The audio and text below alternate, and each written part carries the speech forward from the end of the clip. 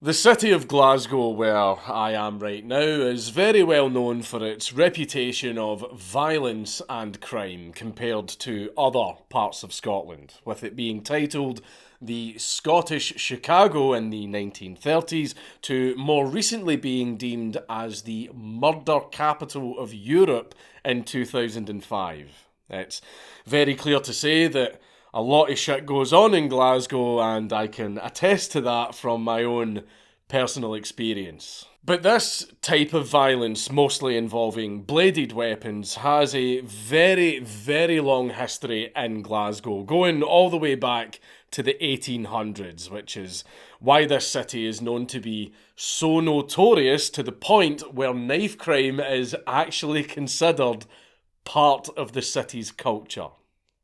So, let's go through the full history of Glasgow's razor gangs.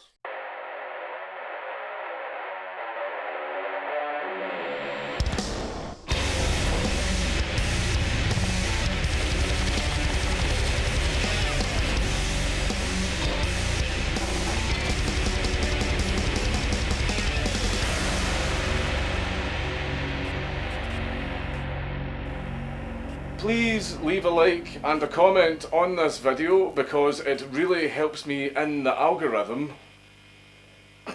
But before we get started, this video is brought to you by Raycon.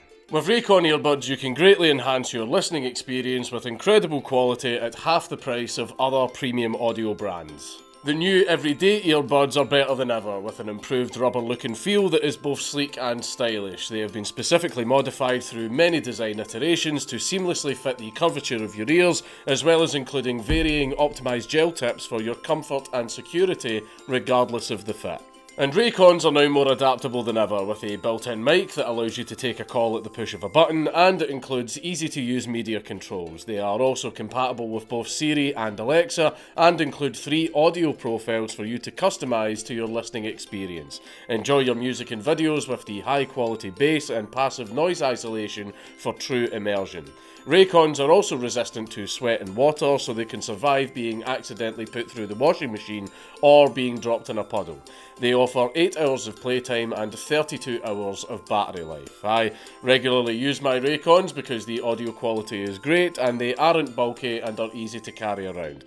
But don't just take my word for it, online they have over 50,000 5-star reviews. So if you want to get some top tier earbuds while also supporting my channel, then click the link down in the description box below or go to buyraycon.com/Dankula to get an exclusive deal of up to 15% off your order.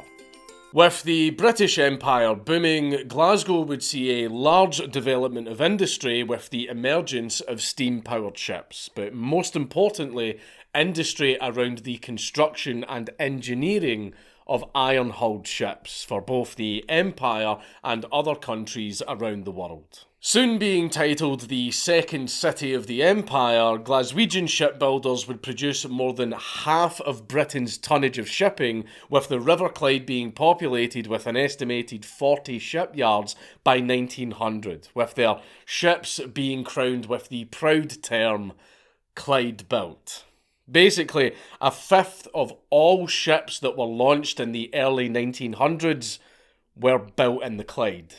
And I could go on all day about the history of the Clyde in Glasgow and its impact on Scottish industry, but this is just to give you an idea of how much of a focal point of industry this was during this period of history.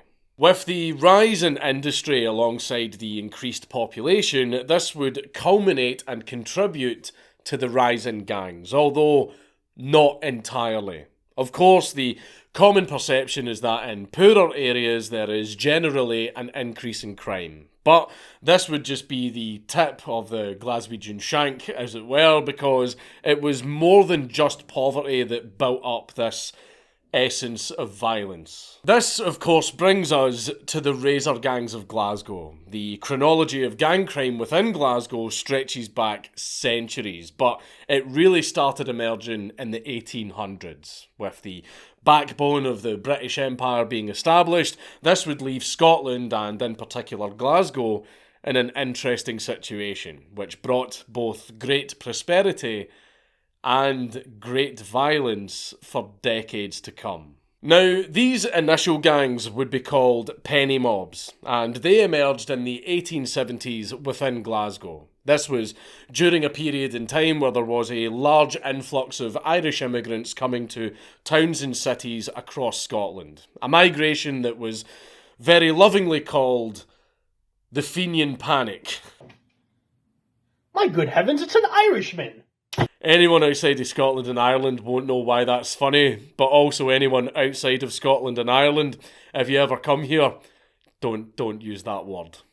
But to make this as abstract as possible, imagine the satanic panic of the 1980s, but replace demons with Catholics.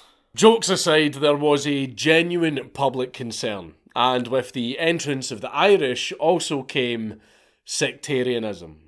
And yes, I'm sure that many Scots listening right now are very familiar with that term, but don't worry, I'm not here to argue sides, but sectarianism is a key catalyst to the penny mobs and soon-to-be razor gangs. Soon creating a divide within Glasgow as both Catholic and Protestant Irish immigrants settled throughout the region.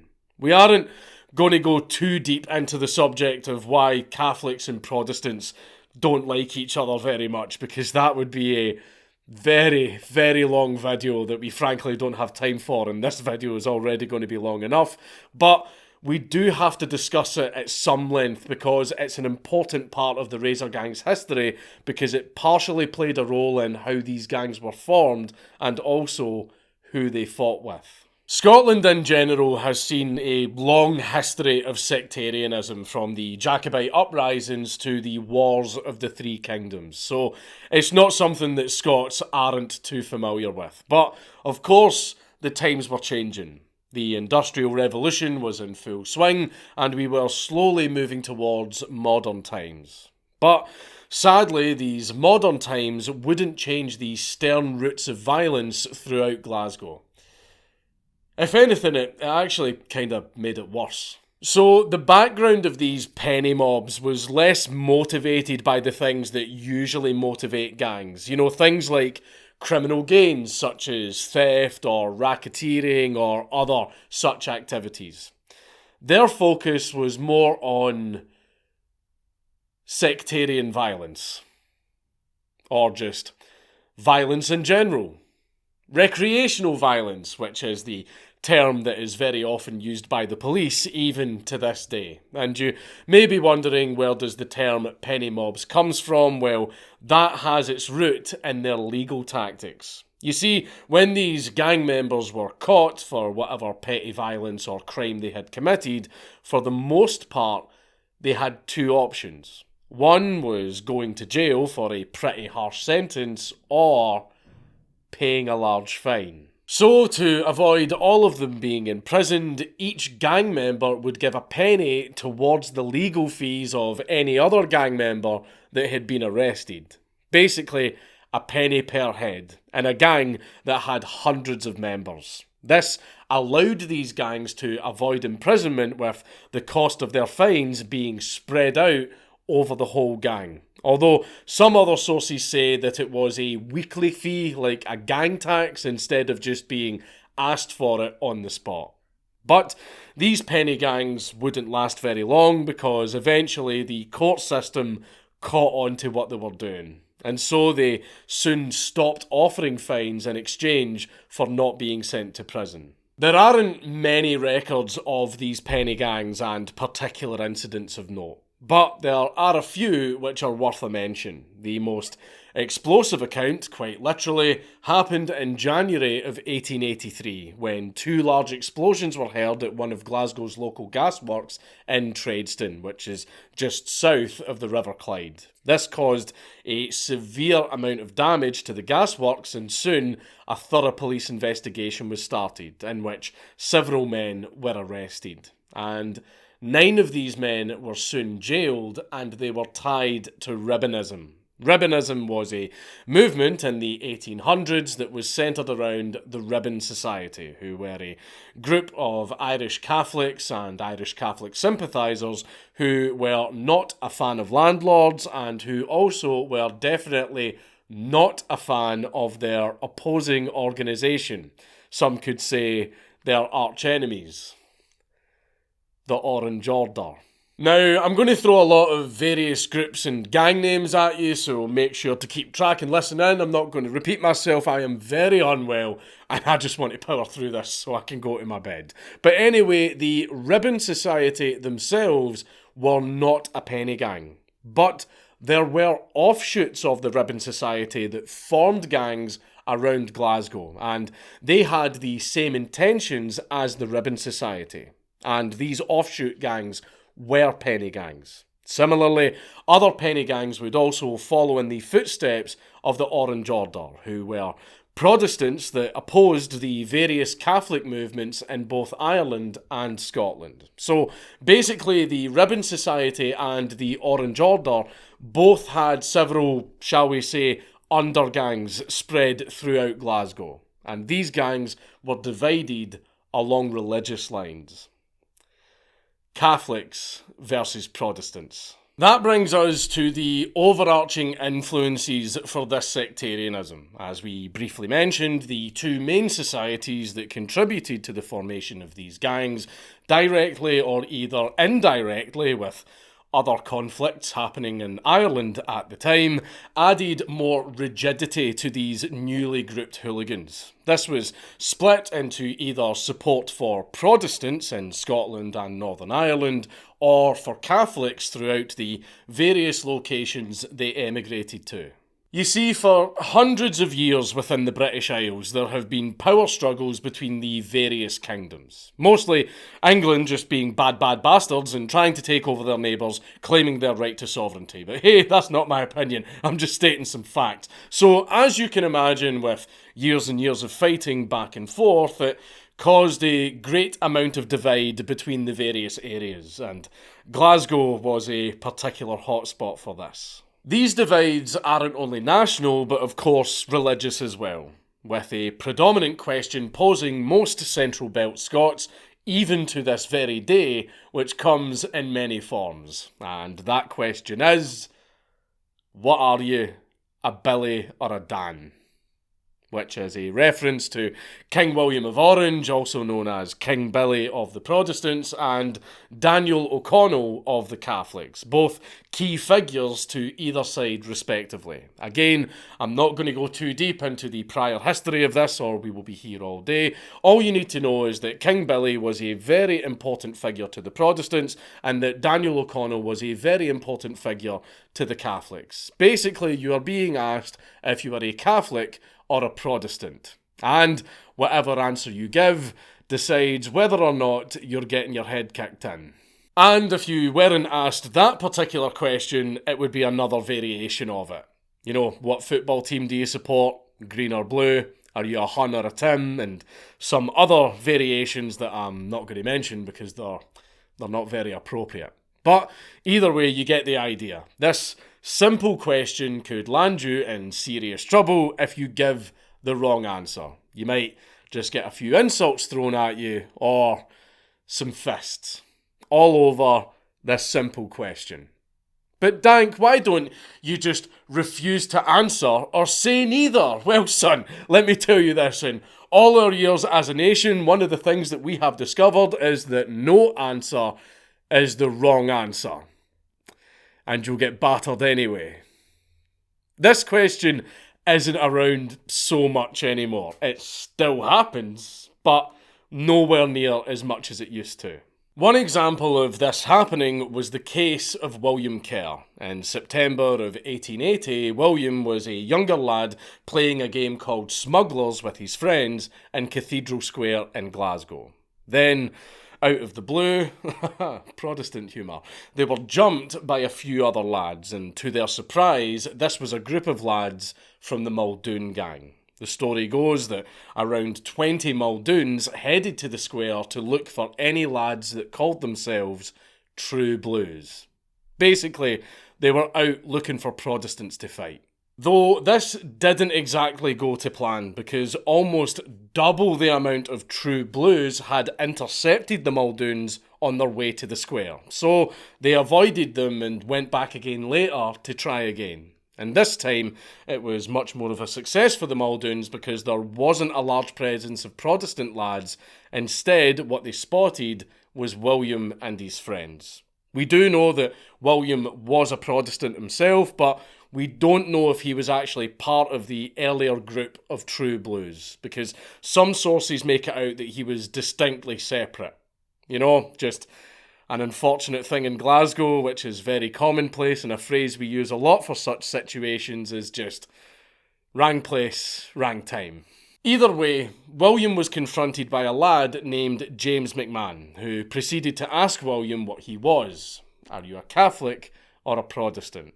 William didn't even get the chance to answer the question, and James stabbed him in the chest, puncturing one of William's lungs. Thankfully, William survived the attack, and the police managed to make 4 arrests after the incident, 3 of which were identified by William as taking part in the attack at Cathedral Square.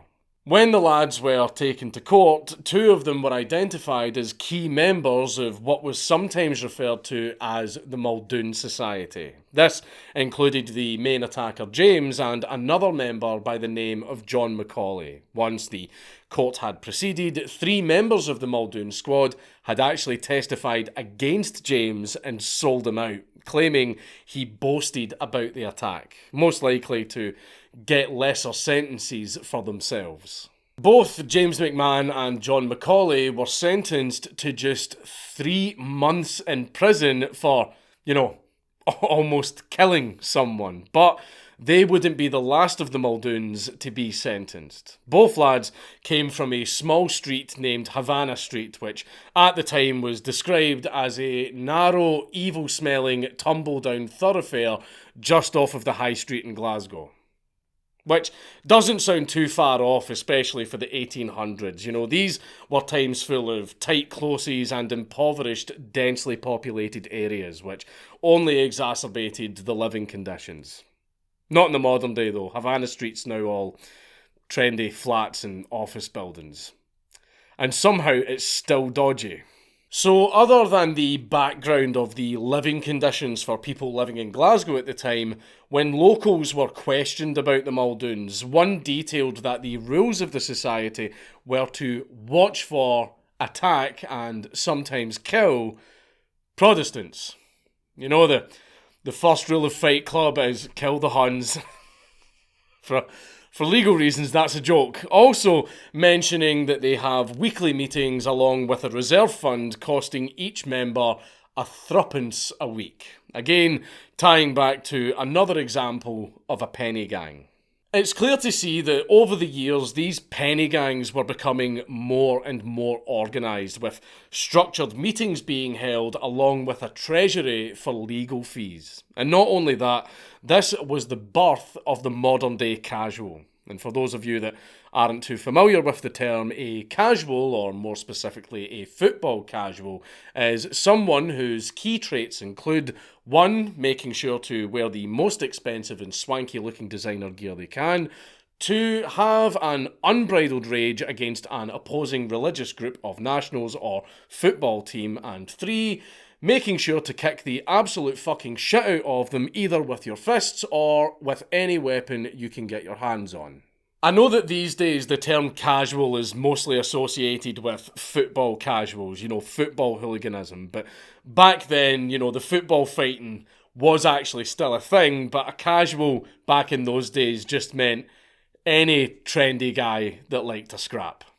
The casual style may have stemmed from other cultural influences, but the casuals of the late 1800s and the early 1900s were the razor gangs. So, before folk were walking around wearing Stone Islands and Adidas Gazelles, these guys were wearing the finest suits and flat caps. For example, on the night that William was stabbed, James McMahon was wearing a silk cap and a white scarf, along with a light jacket. This sort of dress style would be popularised during these times because it was a sign of financial status for the person who was wearing it, but it also upped the image of the gang, because it let everybody know that you had money. So you can imagine a group of young lads wearing the finest of gear, ready to go out and stab people. And this was perfectly summed up by a memoir written by someone named Daniel Harvey, stating that, and I quote, "You were not reckoned to be of any account in the Gallowgate unless you wore these clothes." And for a bit of context, Gallowgate is an area in the East End of Glasgow. A pretty fucking bad area, to be fair. These sort of attacks, as we saw with William Kerr, are just a small example of the sort of violence that would happen in Glasgow, as many large party attacks and full-on battles would happen all over Glasgow, in particular the East End. Although usually these gangs would be able to get away before the police could arrest them, or before the police could make any attempt to actually prevent the fight. Either side might not like each other very much, but one gang that they all universally hated the most was the police. And don't worry, we will definitely touch on that later. Slowly but surely, we make it to the 1900s, and I'm sure you're all very familiar with razor gangs from this era due to popular TV shows like Peaky Blinders. But sadly, like with most things on TV, the show might misrepresent what the gangs may have actually been like along with their history. Now, I'm sure there might be some truth to the show and the history, but I'm not here to debate that. Although, what I will say is that watching Peaky Blinders for an insight into the history of razor gangs is like watching Sons of Anarchy for an insight into outlaw bikers, or watching Braveheart to get in touch with your Scottish heritage. You know, you just got to take those things with a massive pinch of salt. Now, the main cultural and central point of the gangs would stay the same, and that would be the absolute rush that every young man seeks out, which comes in the form of fighting. Maybe not so much these days because the general standards of living have changed along with a heavy diet of soy glop, but nevertheless, young men will always get that basic hormonal rage, and they will always look for something to take it out on. Particularly in Scotland, our youth love a good scrap. And I can say that from experience because when I was younger, I was a little bit of a bam myself. You know, not my proudest time, but you know, we were all cringe when we were younger.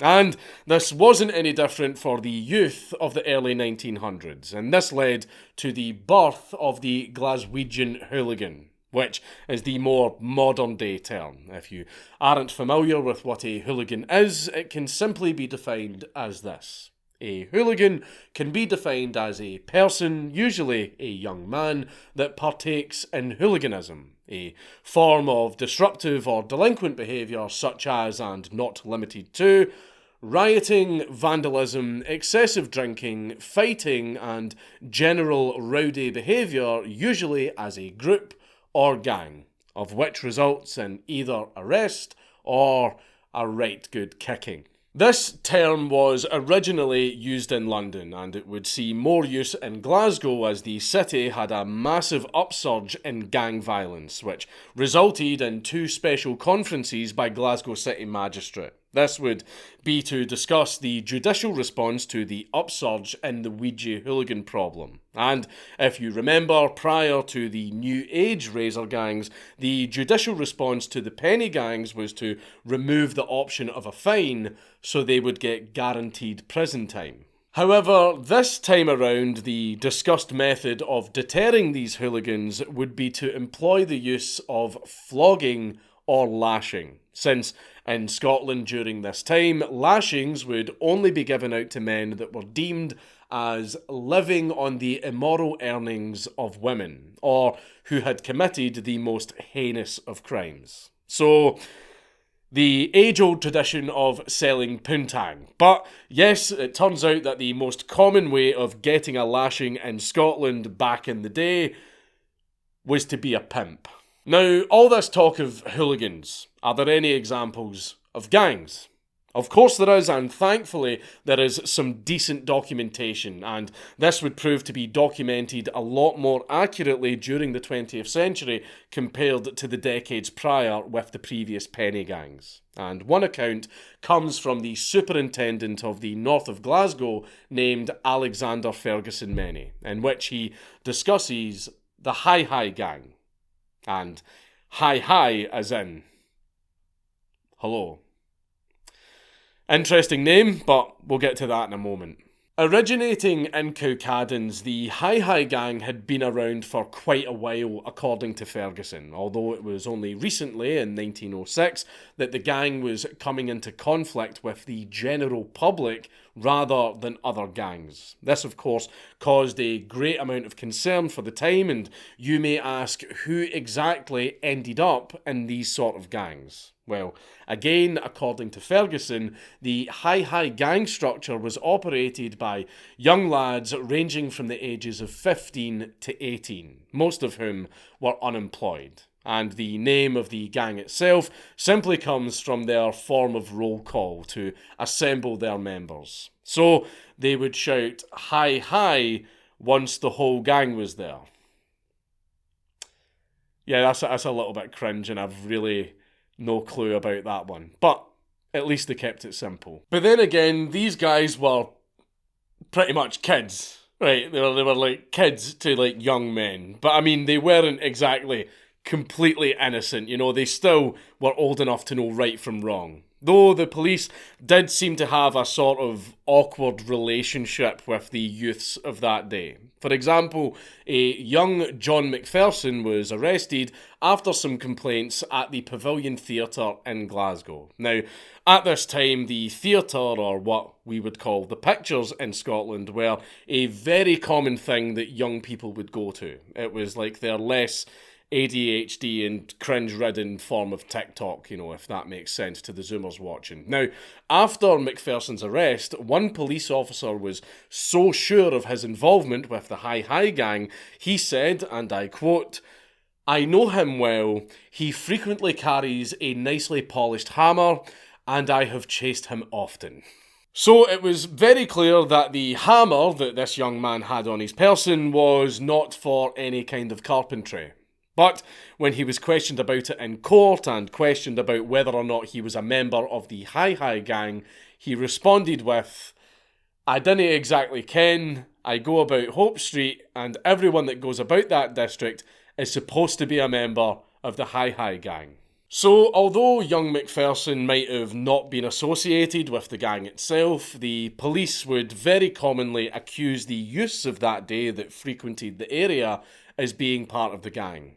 Either way, he was subsequently sent away to prison for 60 days. Now, this might strike you as unusual, but some of these gangs were actually rather forward-thinking in terms of their equality, as they didn't only have men in the gang, but also women. Hopefully we can move past this old misogynistic idea that gangs and crime are male-dominated. Thank you, female delinquents, for balancing the standard.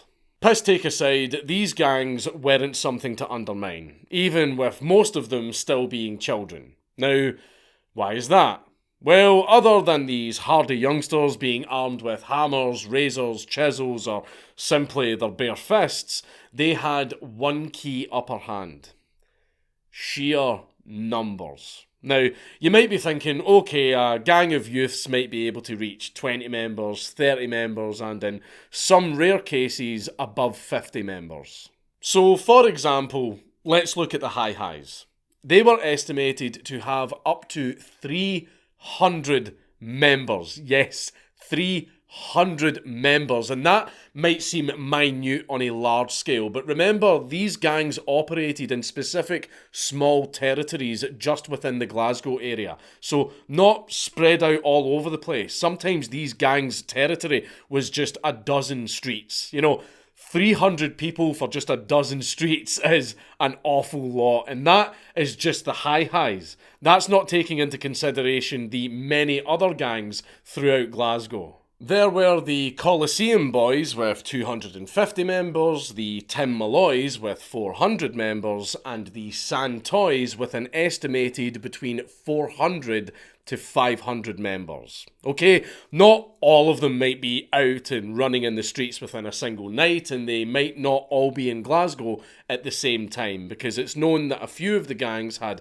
smaller operations outside the Glasgow area, but they were in the minority. So, out of the 4 gangs that I've just mentioned, this would mean, and give me a little second so that I can do some big brain calculations, because math is absolutely not my strong suit. I love it when my writers put things like this in the script to make it look like I'm not reading from a teleprompter, because the answer is actually right there in front of me. This would give an estimate of almost 1,400 gang members, and that is just 4 gangs. Now, to be fair, for all we know, these numbers could be exaggerated, because these were the numbers reported by the local newspapers, and if there's anything that journalists absolutely love doing, it's exaggerating. But it's the best estimate that I've currently sourced. But wait until we cover the other gangs, because it doesn't stop there. So let's talk about one gang that contradicts conventional stereotypes. Now, if you do know anything about Glasgow and the gangs involved, most people would think that it was a cut and clear 50-50 split aggression between Catholics and Protestants. But that's not exactly true, because there were a few neutral or mixed gangs that you might have not known about, which is a shame really, since it plays down the history of the gangs to a very preset and binary affair, when in actuality there was more diversity among the gangs. Well, diversity in the religious sense. The Santoys in particular were one of these mixed gangs, with members being from both Catholic and Protestant backgrounds, which would have contributed to them being much larger than the other gangs. And apparently this gang was just your run-of-the-mill gang focusing on hooliganism, but using more organised tactics. In particular, the Santoys were known for blackmailing English bookmakers at the races, from all the way down in Ayr up to Paisley and over at Hamilton Park. These East End lads would have feuds with some of the South Side sinners known as the Tim Malloys. No explanation really needed for who they were affiliated with. The reputation of the Santoys wasn't to be underestimated, and the Tim Malloys knew that as well, because many of their own members armed themselves with revolvers. This was evident in one confrontation between the gangs. One witness recalled how the Santoys, led by a guy called James Stewart, swarmed around a corner like a horde of bees, which included roughly around 50 members. This escalated into a fight between the gangs in Trongate, to which John Wilson and Al Francis from the Malloys threatened to shoot James, although they never actually went through with it. Why didn't they shoot him? Well, we aren't too sure on the specifics. But on the discussion of the Malloys, they were very well known for terrorising local shops with theft and intimidation. This was very commonplace among the gangs, which brings us to a rather interesting but short story. In 1906, one leader of a gang known as the Village Boys, a one Mr. John McAndrew, would regularly harass a local ice cream parlour owned by an Italian immigrant by the name of Joseph Ventura. John McAndrew had previously been jailed for breaking into the establishment, but once again, he must have really wanted a 99, so on a Saturday night, he decided to break in again. Though this time, he wouldn't get off so easily. We don't know the exact details of what happened, but what we do know is that the owner, Mr. Ventura, shot and killed John in self-defence. And when Mr. Ventura stood trial for murder, he was unanimously acquitted. This level of hooliganism would continue on in Glasgow even during World War I, with one newspaper commenting on how there were cowardly Huns in our own city, in reference to the Germans. Just for a bit of background for the Yanks that didn't get the joke, the word Hun is a slur for Protestants, because they are aligned with the royal family, who are originally German. You can actually get arrested for calling someone a hun. You can get arrested for saying many things in Scotland. But anyway, more and more gangs would crop up over time with the numbers increasing, although the police would try to downplay the seriousness of the situation. However, that wouldn't stop the media from covering the increase in gang activity. And things would only get worse in terms of an increase in gang violence and the complexity of their wrongdoings. But the gangs would stick to one true purpose: pure hooliganism. Although with the influence coming from American-based newspapers reporting on gangsters like Al Capone, this would have a slight effect on how people perceived the local gangs in Glasgow. But the reality was that these local gangs in Glasgow didn't actually have a big, complex criminal organisation like the mob in Chicago. Their main aim was just to be pure bams and get into fights. Recreational violence just for the sake of it because they were bored. But surely that wasn't the only thing the gangs did. Yeah, it was. That was it. Violence for the sake of violence, just because they were bored. That was the modus operandi of these gangs for a very long time, at least until years later. But there is a lot more to it, because with the end of World War I, something would come to Glasgow, and it wasn't anything good. Communism. As you can imagine, everything had already been steamrolling in Eastern Europe, and it wasn't long until communist influences reached Britain's shore. And with Glasgow being a massive industrial city with a huge worker population, well, put two and two together. So more of the government's attention was now on the local unions and work groups, because that seemed like a lot more of a pressing issue than Glasgow's gangs. There is a lot more to what was then called the Red Clydeside, but this was basically Scotland's beginnings of a communist revolution, one that thankfully never happened. Well, at least not yet. But anyway, with thousands of angry industrial workers sick of working more than 50-hour weeks in some cases, they were all pretty pissed off, with many of them holding protests throughout the city, with the most prominent one being titled the Battle of George Square, which took place on the 31st of January 1919, where an estimated 40,000 workers rallied at George Square in Glasgow. And for those outside of Glasgow, George Square is Glasgow's central square.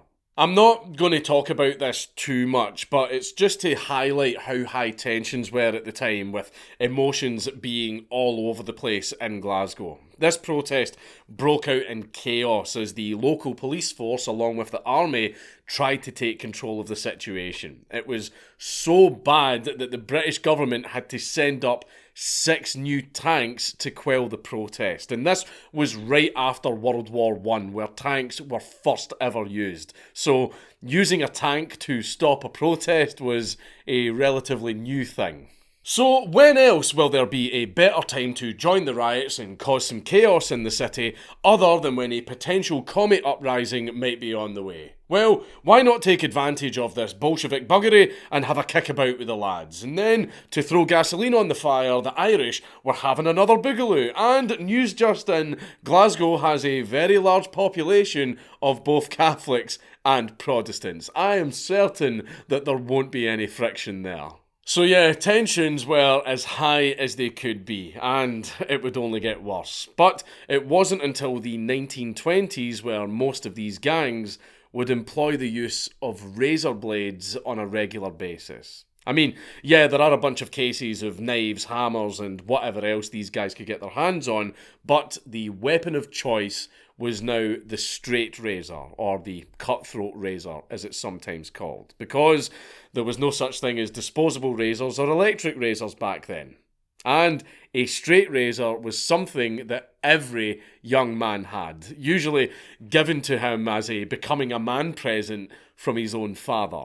Now, compared to a knife, straight razors would be really fucking sharp. Not quite surgical, but close to it, thereby making it a very easy weapon to slash people with, but the use of a straight razor wasn't usually intended to kill the target.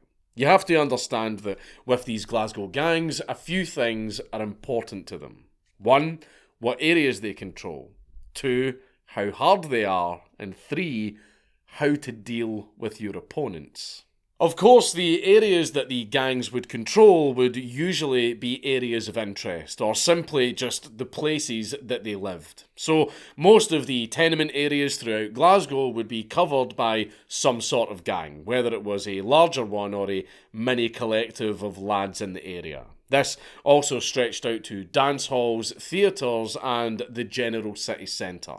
As for how hard you are, get your mind out the fucking gutter, that might be dictated in various ways, but of course this was very important because your reputation can do a number of useful things for you. I mean, for starters, if you're the big man, then people aren't going to mess about with you, and you'll get a bit of a reputation in your scheme. And for those of you that don't know what scheme means, I'm going to be using that word a lot in this video. Scheme is just a poor area of houses, you know, like saying the projects or neighbourhood.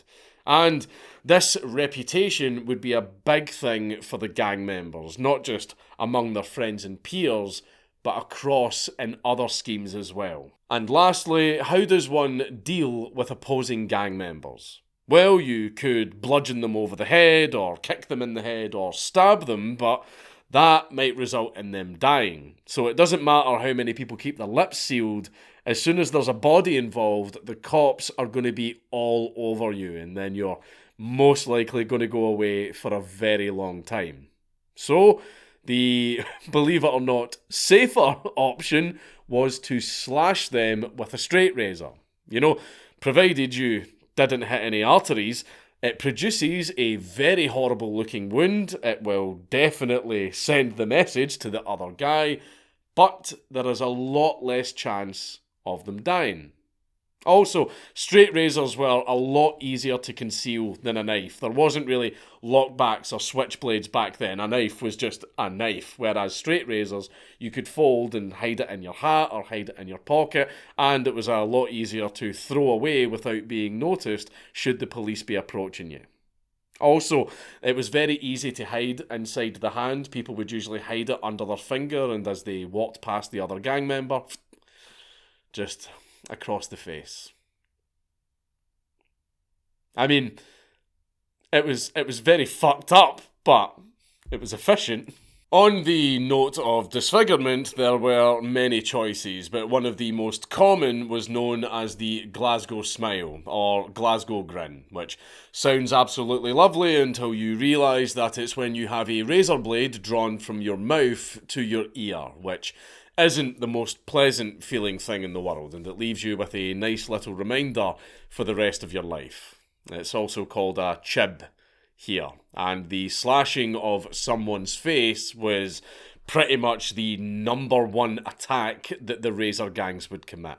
These razor slashings would crop up more and more, with stories of these attacks coming out of gang-heavy areas such as the East End and South Side of Glasgow.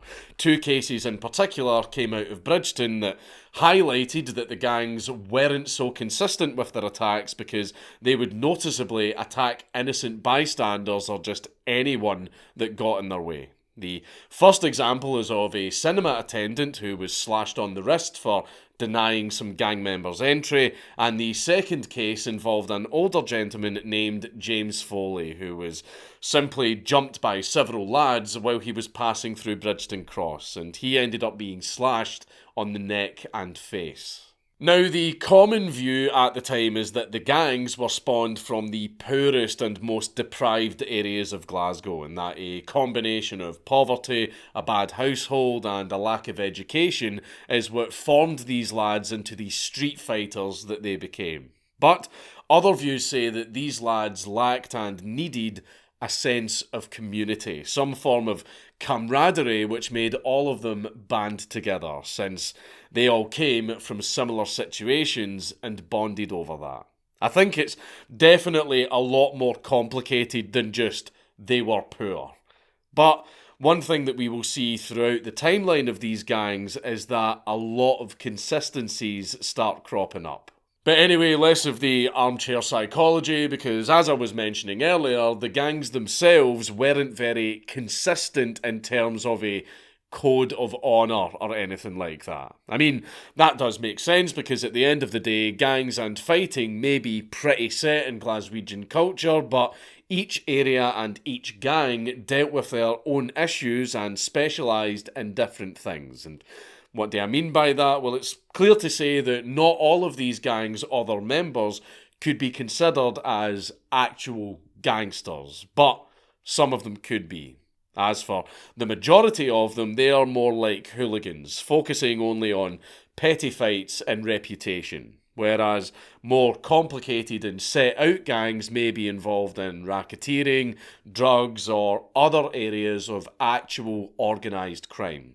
So there is quite a variety of gangs ranging from teenagers scrapping with anyone they see in the street to more mature and well-formed criminal organisations. In terms of general rules and structure, some gangs were more sophisticated than others. Some sources conducted investigations into gang members, compiling various reports on their structure and system, showing that some of these gangs weren't just your simple hooligans. These more complicated gangs are actually a lot closer to the military, having various ranks and officers such as captains and lieutenants that would enforce certain rules. And what those specific rules were, we actually don't know due to the gang's code of silence. The gangs themselves might even have a main body, which would then have several subdivisions of smaller gangs that were all loyal to the overarching group. And furthermore, they would even have specific types of communication via whistling. So, for instance, certain whistles could be used to call for backup or warn other members that the police were nearby, and so on. As for details on the gang requirements, some gangs would only allow in men who were aged in their late teens to early 20s, with some gangs even kicking out members who were married. You know, bros before hoes and all that. Remember, lads. There is a lot of variables here, and honestly, there wasn't actually a strict layout to these gangs, unlike other organised criminals like biker gangs or the mafia. Speaking of, you may notice that there are similarities between the way I've described these more organised gangs to the mafia. And yes, it was speculated that the larger gangs with older members took more influence from American-style gangs. Although, that's where the similarities would end, and of course they would always have their own Glaswegian twist.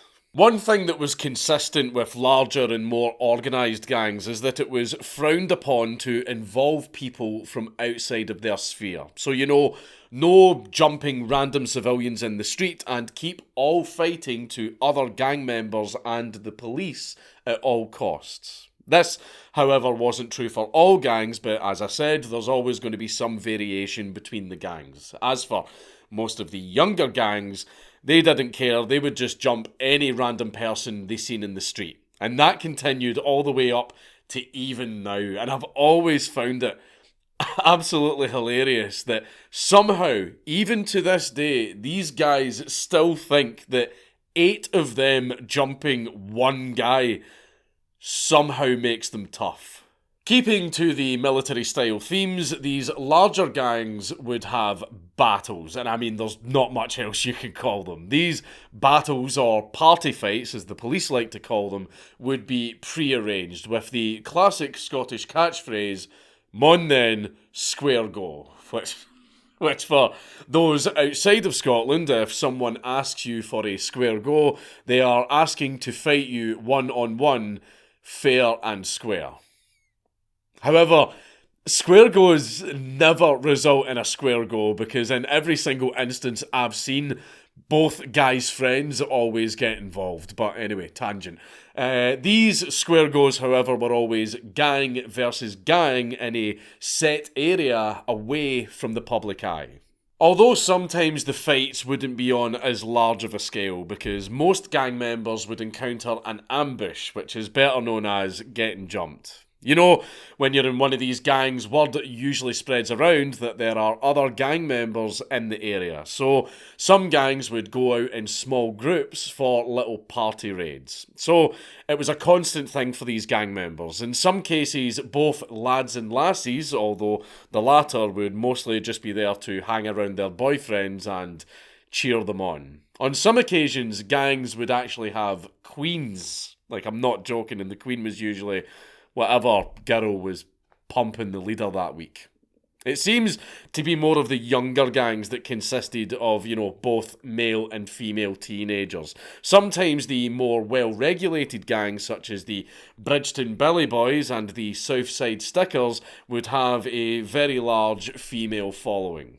And these girls only, usually hung around with the gangs because they were dating guys that were in the gangs, or they were just general, young, stupid wee lassies chasing after the bad boys, the usual stereotype. And sticking true to stereotypes of these type of women, newspapers at the time noted that all of them wore mass-produced frocks along with cheap cosmetics, or, as we like to call it, a whore. But other than these daft wee lassies just being showpieces for the gang, this was also another form of gang reputation. But like many things involving women, it came at a cost. Because allegedly, the women caused a lot more fights than the actual men. I can't believe that. That's terrible. What a sexist thing to say. And because it's sexist, that means it's not true. The women allegedly did this either by reportedly coaxing other men into chatting them up at the dance halls so that their boyfriend would come over and a fight would start, or they would start harassing random men in the street, and when the random man said something mean back to the girl, their boyfriends would come over. Women. Now, you may possibly be thinking that, with these guys being criminal gangs and stuff like that, that sometimes the women may have been a source of prostitution, as a way for the gang to fund their mini street crusades. Well, that's kind of hard to say. A few sources at the time claim that many of these gang women and other similar women in this class would be powdered and rouged, as they like to say, set to patrol the street as the gang members acted like their pimps. And I can't disagree that, especially in dense city areas of Glasgow, prostitution would have been seen out in the open. But was this something that was particularly orchestrated by the Razor gangs? I don't actually think it was. Because I believe that some of these reports lend themselves to a mixture of classism at the time with a harsh outlook on women's independence after World War I. But it isn't completely outlandish for gangs in general to utilise prostitution. I just don't think. Maybe some Razor gangs did it, but I think the vast majority of them didn't. I think the reason that they had so many women around them was just another reputation thing. It was just a bravo, macho thing of them showing the other gang members how much pussy they get. Look at all these women. Look at all these women I'm with. Yeah, I fuck. I genuinely think that that's all it was. In fact, I'm going to say that that's what it was. Now we move on to the creation and beginning of the largest Razor gangs known in Glasgow, and this would primarily include those which I've mentioned briefly before, but to be more specific, this would also include the Bridgeton Billy Boys and the Norman Conquerors. Now, sadly, I can't cover every single Razor gang within Glasgow and their origins, since that would be a full-scale documentary series, and we don't have the time for that. What I'll do instead is cover certain ones who pique my interest the most, and if you would like to look into it further yourself, there are a multitude of good books on the subject. So, both the Billy Boys and the Norman Conks would be situated in the Bridgeton area of the East End of Glasgow, the East End being the major melting pot for all of these Razor gangs. The West End is the little posh, snooty part of Glasgow that didn't really have Razor gangs, just a lot of wankers. Now, you are probably curious about the names of all of these gangs, most of which are a mix of the area that they're from or where they operate with whatever ideological add-on title they chose to include. The Bridgeton Billy Boys, or just the Billy Boys for short, originated from Bridgeton, a very Protestant area even to this day. That's putting it mildly a little bit, I think. And they took their name after King Billy, or King William of Orange, although this has been commonly confused with one of their notable leaders, a man named Billy Fullerton. But as far as we know, the gang had been around prior to his membership. As for the Norman Conquerors, or the Conks, they originated from a street in Bridgeton called Norman Street. And of course, the Conqueror part is pretty self-explanatory. And in contrast to the Billy Boys, this gang was Irish Catholic, and they were aligned with the Carlton Entry Boys, the Santoy, the Kent Attar, and the Carlton Tongs, who are one of the most notorious razor gangs in Glasgow's history and probably the most famous. The Carlton Tongs are actually still around to this day. Kind of. They're kind of still around. Like, they're still there, they just aren't anywhere near as huge as they used to be. Also, I know some people in Scotland might be curious as to why a lot of gangs here use the terms tongs or toy in their name, because I was also curious about that for ages, because growing up I heard about so many of these gangs that used these terms, yet even when you asked them directly, they had no idea what the terms actually meant, but they still used them in their name. But it turns out that these terms actually come from Asia. Toy comes from the Battle of Santoy, a battle that was fought between China and Japan that the Santoys decided to, for reasons unknown, name themselves after. But other gangs, even to this day, still include the term toy in their name, even though they don't actually know what it means. They do it just because other gangs have done it in the past. And the term Tongs allegedly comes from the Chinese term for secret societies or secret criminal societies within China and its neighbouring countries. Allegedly, members of the Carlton Tongs in the 60s went to see a movie called The Terror of the Tongs, which was a movie about an Asian crime syndicate. They liked the movie and thought the name sounded cool, so they decided to call themselves the Carlton Tongs. And in the same way as Santoy, other gangs started copying them, and years later, the term is still being used. But anyway, fun tangent, back to the gangs.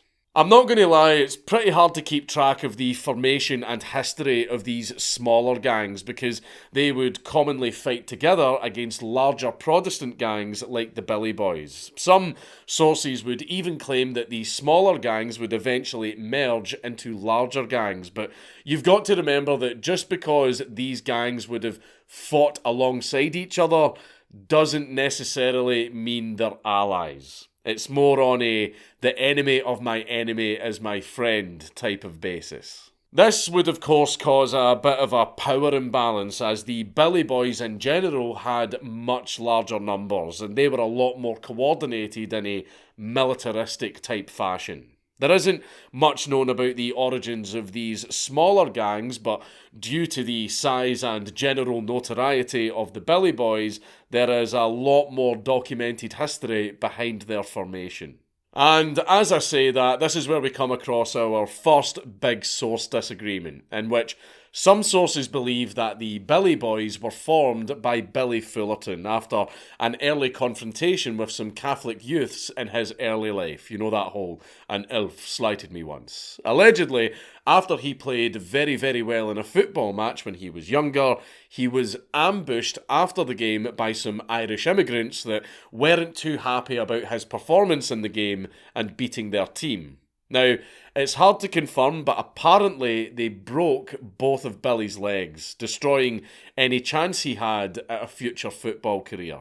Now, football, or soccer to our friends across the pond, because they're stupid is a large part of British history and culture. In particular, football has embedded itself within Scottish culture, and the origins of these football clubs often offered, similar to the Razor gangs, a way for young, poor lads to keep busy and have a form of camaraderie. So, the gang members and football supporters through time eventually entwined with each other, with members of the gangs throughout Glasgow visiting and supporting their aligned football team. Of course, that's not to say that all gang members supported that specific team or that all that team's supporters condoned the gang's actions. But you can't bring up one without mentioning the other. If you are wondering why I'm bringing this up, it's to give a bit of an explanation as to why some Irish Catholic immigrants would have been at a football match supporting a Scottish team. This would become a common pastime for both Catholics and Protestants, whether they were Irish or Scottish alike. But, of course, for the Irish immigrants, this gave them a form of community to integrate with. Now, the whole topic of sectarianism in football, with Rangers for the Protestants and Celtic for the Catholics, that is a whole topic in and of its own and a massive rabbit hole, so we're not going to touch on that too much. So let's just carry on with Fullerton's story. So, the story of Billy Fullerton being jumped doesn't seem too far-fetched, although the idea that he formed the Billy Boys after the attack isn't quite true, but it may in fact have been a contributing factor into Billy actually joining the Billy Boys. Another source mentions Billy's early careers, with him having quite a normal life and working as a boilermaker to even being a ship's fireman working off the coast of Canada. And after being laid off, he eventually found himself being a cinema attendant. Now, as a reminder to our previous stories of cinema attendants, at this time it wasn't exactly the safest job in Glasgow, as they would very regularly come across confrontations with either drunk cinema goers or gang members, which is something that Billy would eventually be exposed to. Since there would be regular fights at the cinemas, as you do, Billy was asked one night to throw some lads out. Although, what he didn't realise at the time is that he actually threw out some gang members who then confronted him the next night outside of his own home. As you can imagine, they weren't too happy, and Billy is quoted as saying, "They started asking me about the pictures, then they did a cowardly thing. A thing that resulted in me becoming a gangster."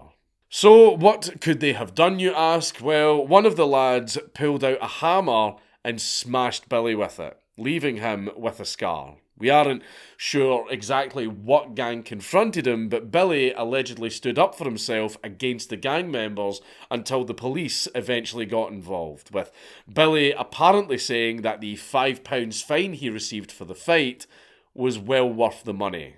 News of this fight would spread, and eventually the Billy Boys offered Billy protection against the opposing gang. So we can only assume that the opposing gang may have been a Catholic gang. This would end up with Billy joining the Billy Boys. So the main thing that we know is that Billy Fullerton did join the Billy Boys and eventually become its leader. We just don't know exactly what story was behind that.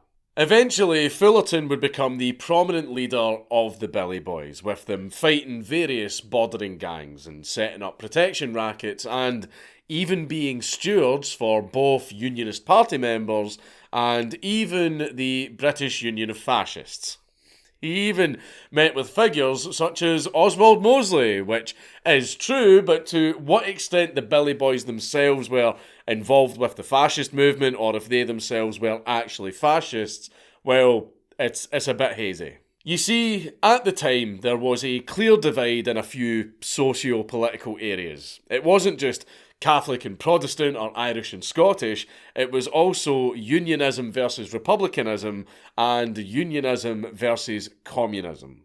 At the time, the Labour movement consisted of a lot of Scots with Irish heritage, and they were mostly all Catholics and commonly aligned with communist movements and gatherings. On the opposite side, there was a growing movement of unionists that opposed particular aspects of the Labour movement due to the communist ideals that they held and their thought of Scottish independence along with Irish independence. And not much has changed since then. So to call particular gangs either communist or fascist would be a bit of a hot take, since most of the relations were kind of based on, hey, you're the enemy of my enemy, so I would rather help you. So the only benefit I can see from them helping the BUF is their hatred for communists, because Oswald Mosley had, funnily enough, become rather acquainted with Irish nationalists such as Cahir Healy. But from the source accounts, it seems that the Billy Boys were hired just as bodyguards for Mosley's events to prevent the communists and other hecklers from interrupting him. This, of course, would be short-lived as the outbreak of World War II would soon happen and the gang would carry on with their usual antics. But during this interwar period, it wasn't only the Billy Boys that were active. With unemployment rates as high as 30-odd%, this further contributed to the formation of new gangs among the out-of-work young men. A few sources again blamed this new wave of crime across Glasgow on the waves of young men with nothing better to do and no work, with a mixture of heavy poverty dashed in there. So, during 1932, this is when the apparent reign of terror struck Glasgow, with gangs such as the Billy Boys, Kent Star and the unfortunately named Beehive Boys taking up protection rackets throughout Glasgow, and various shops or stores would have to pay the gangs a fee for their protection. Not only would the more organised gangs do this, but often smaller gangs would threaten shops to give them money for legal aid for their members, or for any police fines they received. One example of these smaller gangs comes from Partick Cross, where various shopkeepers were apparently terrorised by and I'm going to try and keep a straight face while I say this, they were threatened into paying fines by the Plum Boys. And it was well noted by the police officials that this protection racket issue was getting out of control. And because of this form of funding, the gang members would live a semi-decent lifestyle compared to their past life as, let's face it, an unemployed nobody. Because with being a gang member comes perks. One journalist noted how an anonymous gang member from the Kent Star was much better dressed than he was, could always buy a drink when he needed to, and he would get the best lawyer whenever he needed. And of course, this gang member had a reputation, one that meant a lot within the scheme. The gangs had a lot of weird dynamics. With influence coming from American-based gangsters, they inherited the idea of protection rackets. But with the general stereotype of the Scottish gangster, you would think that they were merciless thugs that would rob anyone in sight and with no regards to their outcome. And I'm sure that many gang members did steal, but one thing that was noted about the largest of the gangs, the Billy Boys, is that Fullerton himself stated that theft was not part of their activities, and it would never be. They were focused more so on the general fighting and brawls with Catholic gangs. This was even observed by one of the key chief constables at the time. Now, please do not laugh when I say his name. Chief Constable Percy Sillitoe. He mentioned that Fullerton himself wasn't necessarily a criminal in the normal sense of the term, but he was instead a fighting man, only being convicted of assault, but he left the theft to others. Whether he meant his followers or other gang members in general, we aren't sure. But the Razor gangs themselves present an interesting mode of operation with dynamic changes to the way they operate in the gangs themselves and also their established strongholds. Though Fullerton wouldn't be completely innocent of theft, as allegedly he was accused of 2 cases of housebreaking, which had been amended down to him receiving stolen goods. The evidence, however, was inconclusive and he was eventually let off the hook. So again, for all we know, he could have participated in plenty of cases of theft. It was just never proven. So this silly man that we mentioned earlier, Mr. Percy Sillitoe, was nicknamed the gangbuster for a reason. Previously stopping gang crime in various areas of England before being moved to the new hotspot, Glasgow. Of course, since the gangs had been set in stone for decades and had actually become part of Glaswegian culture, this would prove a difficult feat for Percy, and if anyone was going to solve the gang problem, it was him. Now, when looking into the methods that Percy implemented, they weren't really that new. But of course, with new times came new equipment and new tactics to handle the gangs. To stomp out these crimes, he would implement a mixture of larger police presence in crime-ridden streets, along with the ready use of informants across the city for information on any potential fights that were about to happen. As for technology, he was one of the few chief constables to focus on the use of new technology and improving the current state of police boxes around the city, which would then help the police to respond to incidents even faster. For those that don't know, a police box it's the TARDIS from Doctor Who. The TARDIS from Doctor Who is a police box. And these were located throughout cities, and they contained a phone so people could call the police, but they also contained documents so police officers could book and hold suspects inside them. Or it was just a place for them to sit out of the rain and have a cup of tea. Despite the trademark blue colour in Glasgow, police boxes were actually red. But police boxes are completely defunct now. They aren't used at all anymore. So, with the mixture of having fast police response units, a larger police presence, improved communication technology, and several paid snitches, this would soon diminish the razor gangs in Glasgow. Although this wouldn't have been done so efficiently without Percy recruiting the hardest officers he could find, allegedly employing the use of Highlanders from both the mainland and the islands. They, of course, wouldn't have had such a fond opinion of the stereotypical Ouija hard man. And to add to this, according to the local police history, Percy even had a special hardman division. These guys were called Special Irregulars, and their ranks included several ex-boxers. Imagine that being your rank.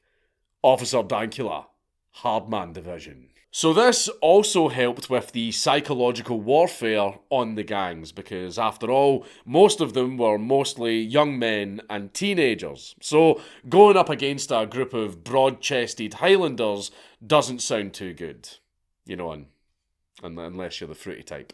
Apparently, this new method of a stronger police presence and general hardness in terms of physical persuasion to the local gangs caused an explosion of police brutality, with the mounted members of the police being nicknamed Sillitoe's Cossacks. So, eventually in the 1930s, the razor gangs would lose a lot of their power. And World War II started impacting the gangs even more. So, after the war, most of the gang issues had been sorted out, and Sir Percy Sillitoe had ridden another city of another large gang system. Or so we thought. But was it really as simple as that? Well, yes, there was a dramatic reduction in racketeering and large-scale gang conflicts throughout the roughest parts of the city, but the gangs would never truly die out. Maybe the classic scene of a cohort of well-dressed gentlemen gangsters had faded away, at least for now. But the general and more realistic form of whiny and easily angered youths would still live on throughout Glasgow, just not in such huge numbers or with any sense of formal group, but instead reduced to basic scheme fighting. So, the Catholic versus Protestant thing, as far as gangs go, had died down. I mean, it still happened, but it had died down.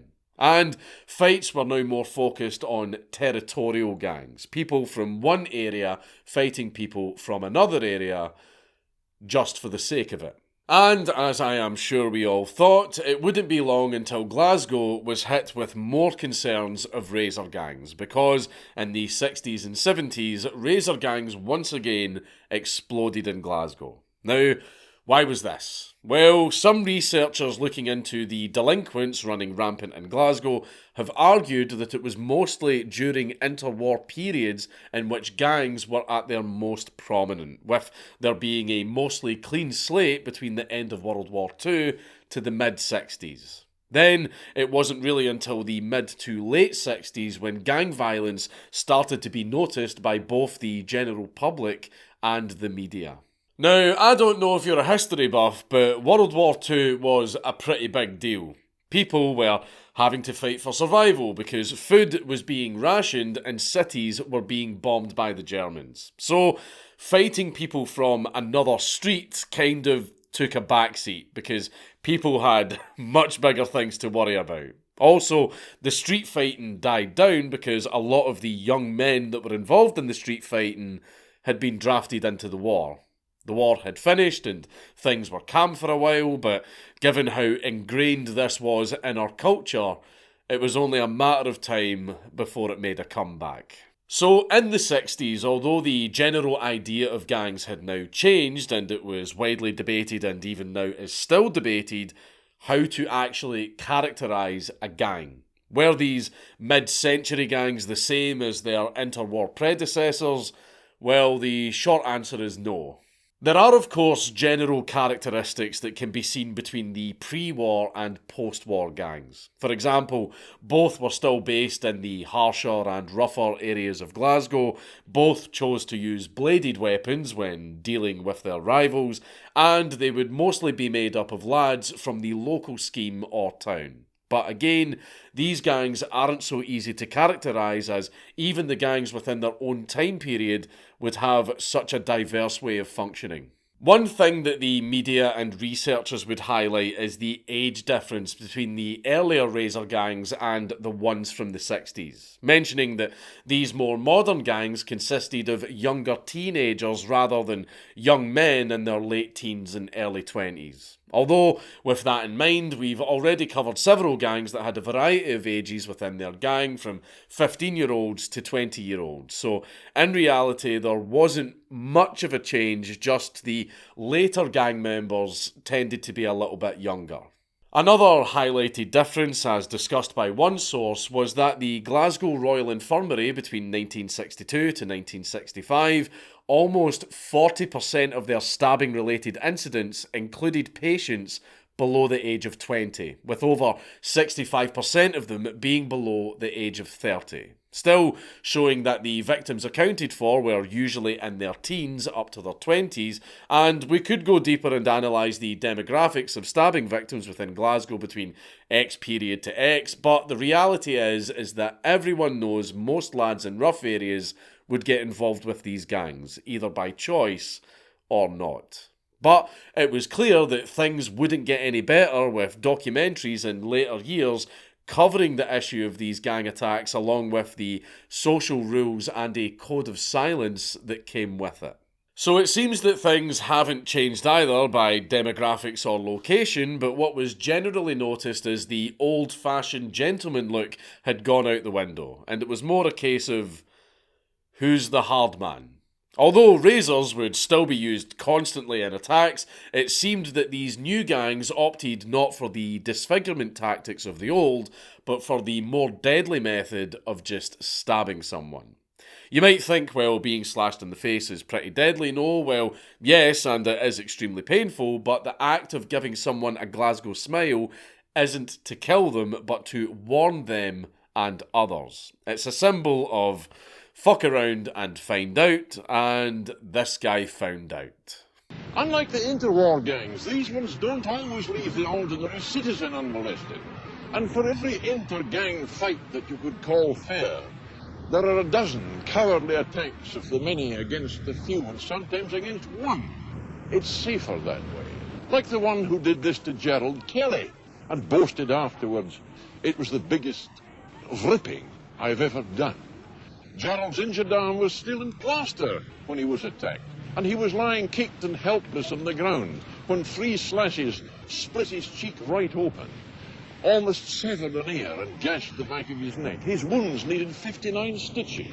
So, as you can see, the use of slitting one's cheek open was still readily used, with that lad getting the worst of it. So, who was safe from these new gangs? Did they have a real motive? Well, there isn't actually a straight answer, because like with the interwar gangs, yes, many of these guys claimed that they would stick to only fighting other gangs and they would leave out civilians. But there were always cases of random individuals being caught up in gang crime, whether they were asking for it or not.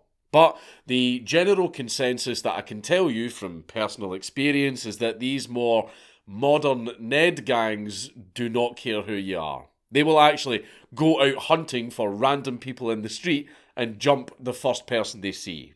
And for some reason, they still think that this makes them tough. Compared with the common slashing, these guys would also make use of blades for stabbings. And there is only one real outcome of that. Death, or at least something close to it. Anything from meat cleavers to swords, these lads would grab it and use it. You say you use hatchets? Swords, What kind of swords? and you've been in a butcher's, getting upon a mouse. Well, you walk out and you blag them, and that's that. Put them down you go like that, put them down your juke, put it in, and that's that. You got to read in and do the milky. Fuck's sake, man. But you don't use fists? That's on them. Sick, fuck. You don't go to the guys, man. It's a bruise. It goes away. You go like that, man. That's it finished.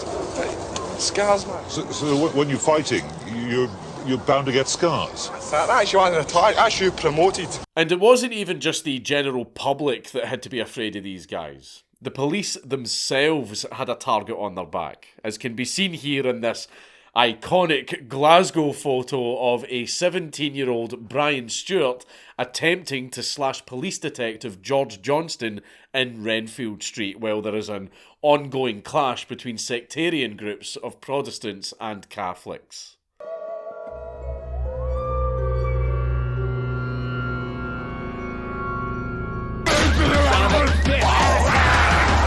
Close that door! This resulted in the 40-odd-year-old officer receiving a slash to both his face and his arm. But, like some old western sheriff with the cigarette still in his mouth, he still managed to arrest the guy. Also, there are other pictures out there of the cops just absolutely beating the shit out of him.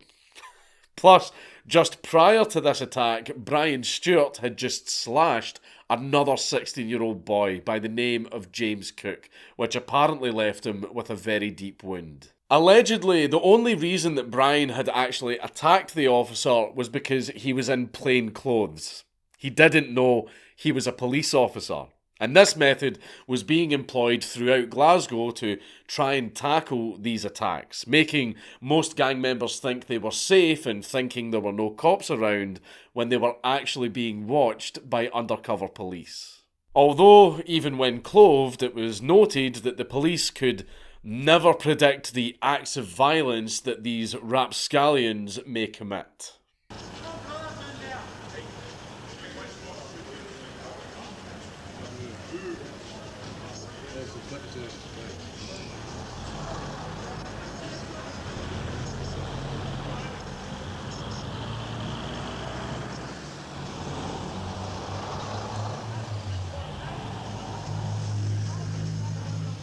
These undercover police in plain uniforms started getting the nickname of the Untouchables, and they would usually be dispatched throughout the different areas and towns of Glasgow. These Untouchables aren't too dissimilar from Percy Sillitoe's method of employing a rapid response unit, so had the tactics changed? Not really. It seemed they were still employing these similar methods, and at the time there was a great debate from all sides on how to deal with the gangs.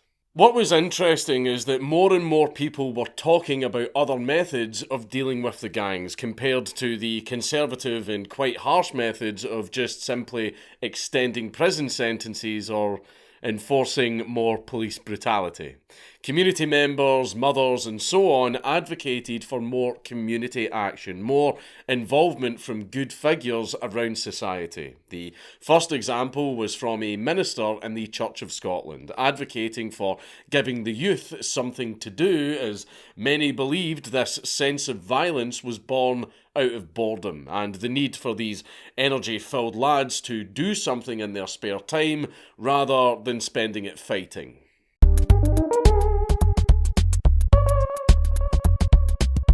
Strong and wise words from Minister John Webster, and honestly much more thought out than a simple solution of let's just kick their heads in. And to be fair, I'm sure some of them do deserve a kicking, but the reality is a lot of these lads went on in life with no sort of role model or sense of community or belonging. Of course, it's a highly complex social scenario and there is only so much you can do, as Mr. Webster described, but having a much more hands-on approach to help these lads seems to do a lot more good than bad. And by hands-on, I don't mean just beating them silly, but actually getting the youth involved with other activities like camping or hiking. Things got so bad in Glasgow that even a famous singer of the time named Frankie Vaughan, seen here third from the left, went out to Easterhouse, which was an overspill estate after World War II, to meet with the local gangs themselves to try and combat the situation. Frankie, who was familiar with gangs due to his upbringing, wanted to go for the community centre approach. And this was a very big thing for the people of Easterhouse, because Easterhouse had pretty much been completely overlooked and left to rot after the construction of the new tower blocks. Easterhouse was one of the biggest hotspots for gang activity in Glasgow, and to this day it still kinda is. With barely any infrastructure other than a couple of shops, the local youths had nothing better to do than fight each other. There wasn't even much in terms of leisure, no clubs, no community centres, and not even a dance hall. Maybe there were a few improvised leisure activities, but for the most part, the youth were left with nothing at all to do. And this was the exact same story for many areas in Glasgow that weren't close to the city centre. So, along with proposing for a youth centre, Frankie also asked for a weapon hand-in, a form of neutral amnesty where gangs can get rid of their weapons and start a change in their life. With the weapons coming in literally by the barrelful, was Easterhouse and other estates similarly cleared of this gang violence? Well, more violence would continue into the 70s, but it would gradually fizzle out with odd spurs of general violence mixed with the odd sectarian scrap. But really, the gangs will always be around. We covered razor gangs only up to the 80s, since that is when they sort of not died out, but they just weren't as big a deal as they were in the past. They absolutely still existed, and they still do to this day, but fights are not as huge and spectacular as they were back then. You know, nowadays you might get groups of 8 to 15 people having a bit of a scuffle with each other in their housing estates, while back in the razor gang's heyday, you would get groups of hundreds of gang members having a giant battle right in the middle of Glasgow city centre, causing terrified onlookers to run for their lives. The gangs have changed dramatically over the last few decades, and I grew up in the heyday of what came after the razor gangs. The Neds, whose new gangs were called young teams. Neds are essentially what the razor gangs turned into. While the razor gangs were all smartly dressed and very presentable and well-to-do looking, at least on the outside, Neds were donning Lacoste tracksuits, Bergosses and Burberry scarves. And Neds did the exact same thing as the razor gangs. They would go and fight with other gangs and harass people in the street. But there were some major differences apart from just their dress sense. The sectarian element wasn't as big a deal anymore. Way back in the day, the sectarian element was central almost, but these days it's not as important as it was back then. Young team membership is based on you actually living in the same area as them. There isn't much focus on whether or not you are a Catholic or a Protestant. Most of the time. There is still a little bit of that around. Another difference is razor gangs try to focus on just Catholics and Protestants or other gang members.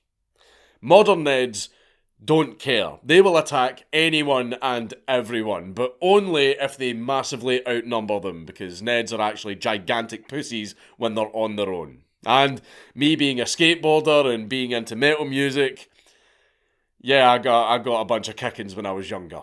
Another big difference between Neds and the razor gangs is Neds don't really use razors. I mean, some do on very rare occasions, but almost all of the time the weapon that you would be coming up against is a knife. And they would still slash your face, as has happened to some friends of mine, but they would do it with a knife instead of a razor. And during my early teenage years, because of Neds, there was a massive explosion in knife crime. Knife attacks were happening almost daily, and back then, I used to hang around in the city centre of Glasgow, and unfortunately saw more than my fair share of slashings or stabbings. Not because I was involved or anything, you would just hear a commotion happening down the street, and you would turn your head and go, "Oh cool, it's a man being stabbed." I saw an awful lot of stabbings and slashings as a kid. One slashing actually happened to a guy that was standing right next to me. Thinking back, I had a pretty fucked up childhood, didn't I? But anyway, knife crime got so bad that Glasgow eventually became the murder capital of Western Europe for a time, and the government introduced mandatory 6-month sentences for anyone caught with a knife, and our prisons filled up so quickly that they had to dial that law back a little bit. Also, who remembers the Four Corners circa 2001 to 2009? Do you remember how fucking dangerous the Four Corners was? I mean, it's still very, very bad. It's still really, really bad, but back then, it was a completely different story. Back then, you would see people getting chased up and down the street with machetes and swords and shit. Seriously, go on to Google and type in Four Corners, Glasgow, and you will be immediately greeted with very many news articles that prove my point. But even after all of that, even Neds are dying out now as well. Like, the razor gangs, they do still exist, you do still see them around, but not in as major numbers as you did before. It seems that that type of lifestyle is going out of style. But something else will come along to replace it, because gang culture and knife culture is still a very deep part of Glasgow's culture, going all the way back to the 1800s, and it's extremely doubtful that we will ever get rid of it completely, because stabbings and slashings are still a very regular occurrence in Glasgow. But why is it that young men were getting involved in such a thing? Well, this is something that we've actually talked about before. Young men need something. Something in the spiritual sense. It could be a career, a hobby, a team, a club, a family, a goal, an aspiration. It comes in many different forms. And if you are surrounded by good things, then you will choose a good something. But if you are surrounded by bad things, well, that's another problem that has also existed for a very long time. And if we want to solve all of these other problems, we need to solve that one first. It's Count Dankula on YouTube! Everybody subscribe!